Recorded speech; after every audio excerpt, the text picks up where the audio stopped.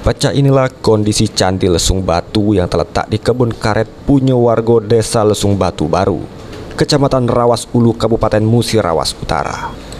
Candi yang merupakan sebuah peninggalan budaya dari masa klasik, yaitu agama Hindu-Buddha di Indonesia. Ini kondisinya tidak terawat karena belum ada perhatian dari pemerintah. Salah sikok warga setempat Zulkarnain ngungkap diprediksi candi ini ialah sebuah peninggalan era Sriwijaya abad ke-10, berupa tempat ibadah yang diketahui dari arkeolog yang pernah datang untuk melakukan ekspektasi. Candi ini sudah lama ditemukan oleh masyarakat sekitar di Desa Lesung Batu Muda. Ini diprediksi peninggalan era kerajaan zaman Sriwijaya di abad ke-10.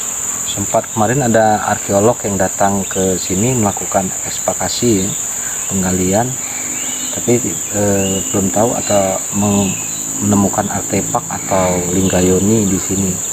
Ini diprediksi Hindu-Buddha eranya karena strukturnya unden berundak-undak ke atas, termasuk salah satu situs pemujaan di daerah Muratara. Diperkirakan diprediksi peninggalan kerajaan Sriwijaya. Apa harapannya ke depan?